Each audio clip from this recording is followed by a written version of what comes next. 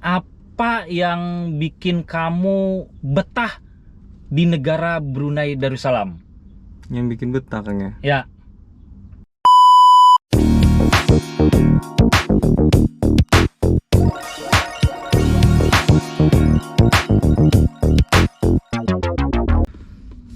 Bismillahirrahmanirrahim. Assalamualaikum warahmatullahi wabarakatuh. Sahabat Kang Ading semua, alhamdulillah ya jumpa lagi bersama saya. Kali ini saya masih bersama teman saya Adam. Jadi sahabat Kang Ading, Adam ini teman sahabat saya ini sudah hampir 3 tahun di Brunei. Mungkin kalian banyak sekali kan yang selalu komen katanya, Kang gimana sih caranya kerja ke Brunei, pengalamannya gimana, terus apa enaknya tinggal di Brunei, kerja di Brunei. Ini kebetulan saya ada teman ya, biar kalian bisa percaya seperti apa sih rasanya kerja di Brunei dan mungkin suka dukanya seperti itu ya. Apalagi kalian yang penasaran gajinya, itu nanti kita bahas ya. Sebelumnya saya ingin tahu dulu, kerja apa Mas? Saya kerja tukang urut guys. Kerja tukang urut nih guys. Tukang urut, tukang bekam. Jadi bisa urut, bisa bekam ya. Pokoknya terapi kayak Ya, gitulah. ya, terapis. Karena saya belum pernah kerja terapis ya. Kebetulan ini kerja terapis. Buat kalian yang punya pengalaman sebagai tukang pijet, tukang urut, terapis, bekam, totok, apapun itu bisa juga kerja ke Brunei ya. Boleh. Sudah berapa lama di sini? Baru 2021-22 lah masuk. 2021-22 ya. Berarti 3 tahun lah lebih. 3 tahun. Tapi dulunya pernah di sini? Dulunya pernah 2016 sampai 2018. Oh, jadi dulu pernah ke sini 2016 sampai 2018, terus pulang buka usaha sendiri. Nah, terus Lepas itu udah buka usaha sendiri, datanglah COVID. Intinya usaha itu tidak jalan, balik lagi sini. Balik apa lagi jalan? Sebenarnya jalan, Kang. Oke, jalan. Jalan bagus di Indonesia, cuman di Indonesia tuh time COVID aja nggak boleh. Kalau urut itu nggak boleh datang ke rumah, nggak boleh juga orang masuk. Jadi sewa kedai nggak bisa, iya, kan? karena kan pembatasan ya. Pembatasan. Jadi akhirnya usaha itu ya dalam waktu 1 tahun ya mungkin ya. COVID dari itu 2 tahun sih. 2 tahun ya? Belum keluar surat izin urutnya, nggak boleh. Sementara makan tiap hari harus ya. Makan harus, anak istri lanjut. Anak istri harus mau nggak mau gitu. Akhirnya memutuskanlah untuk ke Brunei lagi. Oke. Setelah datang lagi ke sini, kenapa tidak mau balik lagi? Sebenarnya pas datang ke sini bukan mikir mau buka usaha lagi ke sana, cuman kalau boleh jangan nanti bolak-balik lagi. Jadi kalau boleh berapa lama di sini saya targetkan, kalau boleh nanti pas pulang buka benar-benar yang usaha yang benar lah gitu. Nah, jadi biar modalnya nggak nanggung gitu. Mungkin planningnya oke, kita coba dulu peruntungan di negara Brunei Darussalam, ngumpulin modal. Setelah modal tercapai, buka usaha gitu ya. Semoga ya guys ya, semoga apa yang dicita-citakan tercapai, karena memang apa yang kita cita-citakan itu harus terwujud, karena usia itu terus bertambah, ya kan? Kita nggak bisa nunggu lagi nggak bisa nunggu lagi. Jadi masa depan itu memang harus direncanakan guys. Nah, buat kalian yang ingin kerja ke Brunei ataupun ke negara manapun ya, apa nih tipsnya nih bisa biar betah di Brunei itu? Coba apa tipsnya biar kan sudah lama di Brunei nih, istilah 3 tahun cukup lama lah gitu kan. Biar betah gitu, apa gitu? Kalau tipsnya, kalau saya gini aja, have fun make money. Habis itu take it or leave it. Ambil kalau mau, tinggalkan kalau tidak. Jangan ambil pusing, kerja aja, target usahakan. Nah, jadi kalau ada target itu sebenarnya kita nggak ada rasa jenuh, nggak ada. Walaupun kerja kita memang ada masalah, pasti ada. Walaupun kita di sini ada masalah, mau meninggalkan masalah di sini, pulang lagi nanti di rumah memangnya nggak ada masalah, pasti ada terus kan. Iya, betul. Jadi itu aja, target, kembali lagi kuatkan target. Makanya kita harus prinsip kuat, target ada, itu aja Kang. Karena gini ya, memang betul sih guys. Jadi gini, selama kalian kerja sama orang lain, itu pasti ada aja yang istilahnya ada aja yang kita tidak sreg gitu. Karena tetap aja yang namanya kerja sama orang ya. Kan orang ramai kan. Orang ramai. Pokoknya selama kalian jadi bawahan orang, kerja sama orang, pasti ada aja. Tapi gimana caranya kita mengatasi itu gitu kan? Ya. Karena kalau kalian ingin kerja seenak sesuka hati ya jadi bos. Betul kan? Tapi kan untuk jadi bos itu kita perlu proses, perlu modal, perlu apa. Nah untuk tujuan untuk kita menjadi bos ya, akhirnya kan kita kesini dulu coba peruntungan untuk cari modal, kumpul modal, kumpul pengalaman gitu kan. Setelah ada pengalaman dari sini, pengalaman dari mana-mana, kita bisa terapkan di Indonesia. Nah gitu guys. Jadi sebetulnya di Indonesia juga banyak pekerjaan, itu banyak, tidak istilahnya tidak memungkiri lah. Tapi kan bukan ngomongin ya, kalau di Indonesia itu kebanyakan itu kerja hari ini, habis hari ini duitnya gitu kan. Kerja hari ini untuk makan hari ini gitu. Tapi kalau di kita merantau, bukan ke negara Brunei saja, kemanapun lah, insya Allah kalau kalian bisa hemat, kalian bisa nabung, istilahnya gimana ya, karena untuk bulan depan kita sudah ada planning, oh bulan depan gaji kita segini gitu kan, bisa di planning untuk ngumpulin duit segini, untuk makan segini. Jadi target berapa tahun ke depan kita dapat kumpul berapa duit, itu bisa di planning guys. Jadi buat kalian nih yang ingin kerja ke sini, oh ya, dulu tuh awalnya itu kerja ke sini tuh pakai agensi. Mesti Kang. Itu mesti. Banyak yang tanya gimana sih caranya kerja ke Brunei Darussalam, yang pasti pakai agensi ya. Agensi. Memang ada orang sebagian kawan katanya dia nggak pakai agen, cuman repot nanti di penerbangan atau perurusan. Agensi ini menolong kita agar kita mempersiapkan berkas, apa hal-hal aturan yang baru untuk datang ke Brunei atau aturan yang baru di Indonesia.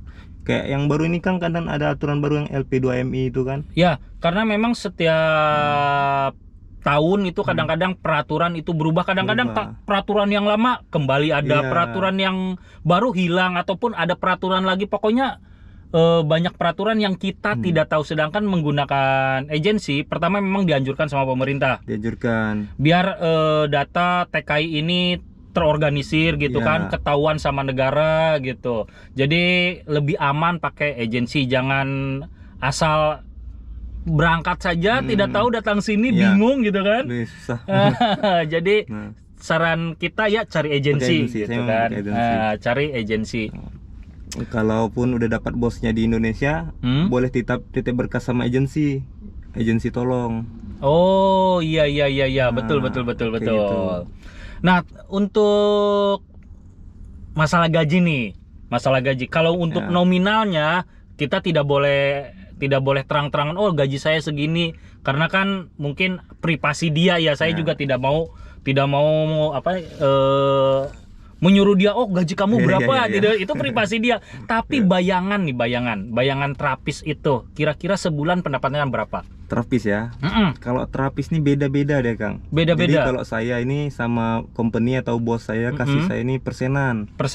Oke. Ada kawan saya dia malahan gaji gitu. Jadi kalau saya ini persenan, untuk saya satu customer 40%. Nanti jadi dihitungnya setiap bulan gitu. Sama saya 40%, bos 60% gitu. Jadi tiap bulan itu tidak tentu lah. Kadang kalau lagi ramai ya besar, alhamdulillah rezeki. Nggak ada orang makan bubur. Oke, kalau gitu kita tanya guys. Selama di Brunei ini paling sedikit dapat berapa satu bulan? Pengalaman lah paling sedikit itu. 1.300 lah. 1.300 gitu. 1.300, 1.400. 1.300, 1.400 itu kalau dirupiahkan sekarang kita ratakan 12.000 aja ya. Biar gampang hitungnya gitu kan. 12.000 berarti kalau 1.000 itu 12 juta. Yang 400 itu kalian hitung sendirilah. Kira-kira berapa gitu kan. Nah gila guys, gaji dia hampir 17 jutaan guys. Itu pendapatan paling istilahnya paling dibilang sepi gitu kan. Tapi rezeki juga kita nggak tahu juga ya. Bisa jadi bulan depannya cuma dapat 1.000, tapi bulan depannya lagi bisa dapat 2.000 gitu kan. Kita tidak tahu yang namanya rezeki, betul tidak? Betul. Tapi kalian punya gambaran kan gaji dia kira-kira sebulan itu kurang lebih, pokoknya kalau diratakan 15 juta lah kurang lebih kalau diratakan ya guys ya. Jadi buat kalian yang terapis, pinter urut, bekam, totok, silakan datang ke Brunei. Insya Allah ya, mungkin rezeki kalian. Tapi kalau tidak datang ke sini pun bisa ke negara lain gitu kan, karena rezeki orang beda-beda kan. Iya, beda-beda. Ada yang di Brunei, ada yang di Hong Kong, ada yang di Taiwan, itu Iya, suka-suka iya, kalian betul. lah. Tapi kenapa memilih Brunei? Sebenarnya kalau untuk di Asia yang pilihan yang tepat saya memang Brunei, Kang. Oke. Satu, terbatasnya kita daripada menghambur-hamburkan uang. Oke. Kan mau ke klub nggak ada. Betul. Terus? Juga di sini ya safe lah negaranya. Kalau kita makan kan nggak kayak di Singapura.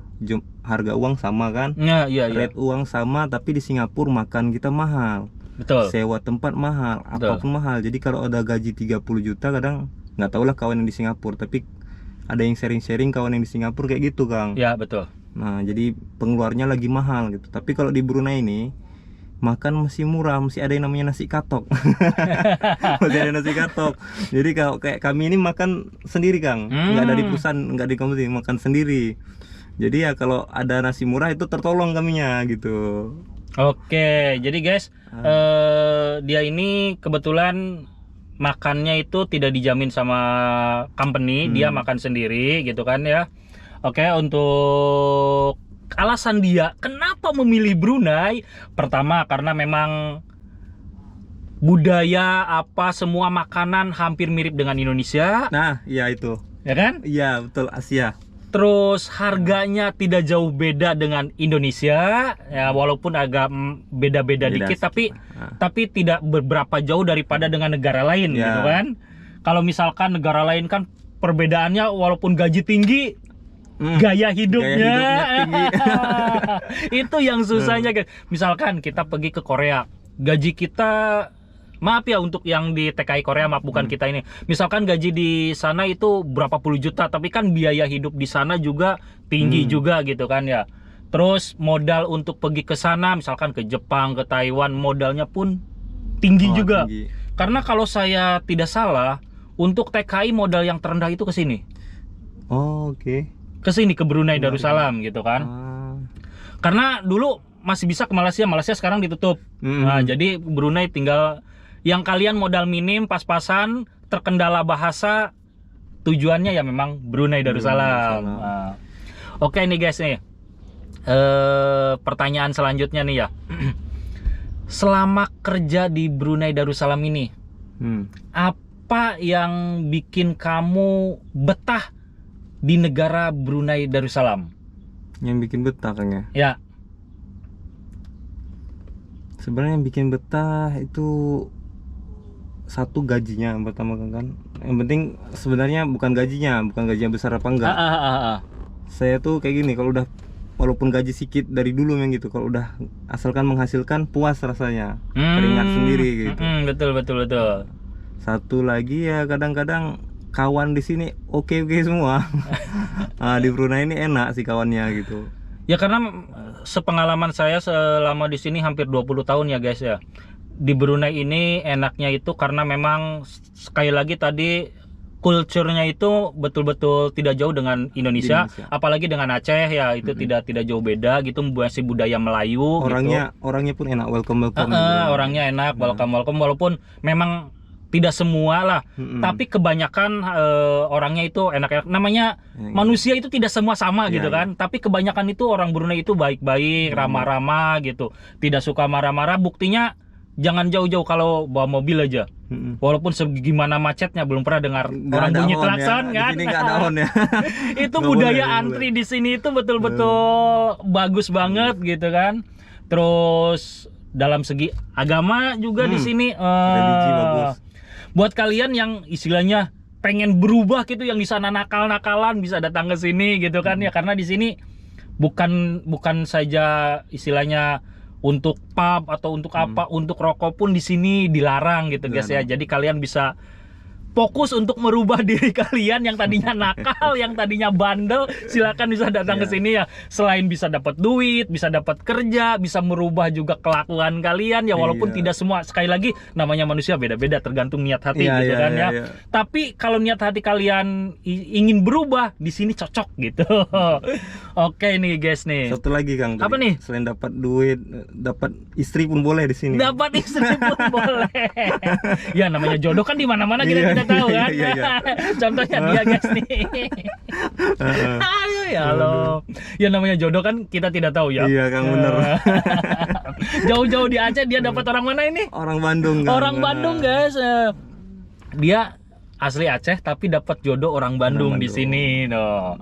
Kalian yang belum punya jodoh silahkan datang sini, siapa tahu dapat juga kan? Dapat. Iya, namanya kita tidak tahu rezeki. Jadi gitu itulah kan? Saya hari itu di Bandung mungkin 1-2 minggu ada. Setelah nikah di sana di Bandung. Baru pernah injak Bandung lah. Dibawa sama orang Bandung dari. Dingin. Hah? Dingin. Wah dingin Bandung, mantap. Saya biasanya tahu Bandung, saya orang Indonesia. Tapi saya tahu Bandung itu cuma dari orang Brunei yang sering main ke Bandung. Orang Brunei ini sukanya jalan, kalau saya tanya customer, saya sering suka belayar ke Bandung rupanya, Kang. Ya karena dulu Air Asia itu kan transitnya di Bandung. Di Bandung.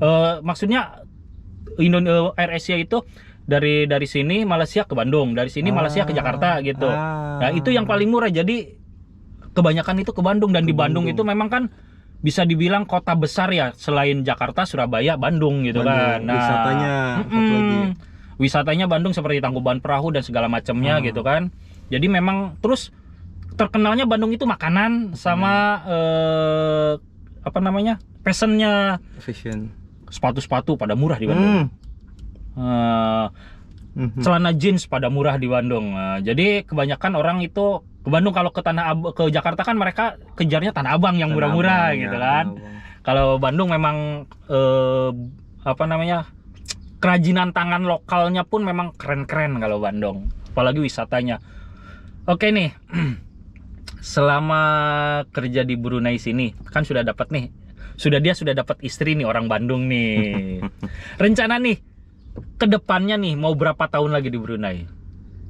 Kalau saya target 6 tahun Kang, tapi nggak tahu kayak mana rezeki. Ya kedepannya kan kita tapi target 6 tahun itu dari mulai datang apa dari sekarang? Mulai baru ini. Oke, mulai baru nikah ini saya target 6 tahun.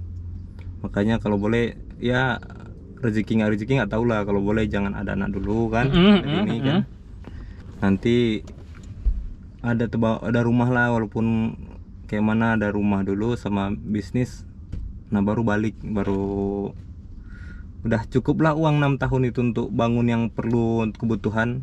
Nah biar nggak perlu merantau lagi, baru saya betul-betul nggak keluar dari Brunei ini gitu. Nah ini guys, pelajaran penting buat kamu ya, buat kalian semua yang ingin merantau memang harus ditarget. Jadi kalian berapa tahun di sini, mumpung umur kalian masih muda, nanti misalkan 5 tahun, 10 tahun target kalian untuk bikin rumah, apa bikin usaha atau segalanya apapun, kalian harus ditarget. Jadi kalian bisa tahu, oh iya, saya harus ngumpulin uang sebanyak ini, saya harus nabung, saya harus beli ini, saya harus beli itu.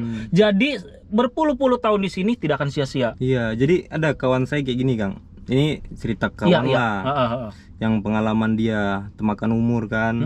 Jadi kawan saya ini, jadi sampai berpuluh-puluh tahun kayak gini, dia contoh datang ke Brunei 2 tahun, pulang lagi ke kampung, habiskan duitnya. 4 tahun di Indonesia, udah datang lagi ke sini gitu. Jadi kayak gitu kan habis aja. Iya, gitu. jadi seolah-olah nggak punya tujuan hidup itu kan. Cuman datang ke sini cari duit, ngabisin di kampung. Datang lagi sini mau sampai kapan? Sementara kan badan tidak akan sehat terus. Iya. Tidak akan muda terus gitu kan. Itu yang ditakutkan kan. Bagus guys. Jadi kalian juga harus berpikiran seperti itu ya. Mumpung kalian masih muda, kalian silakan merantau kemanapun, terserah kalian ya.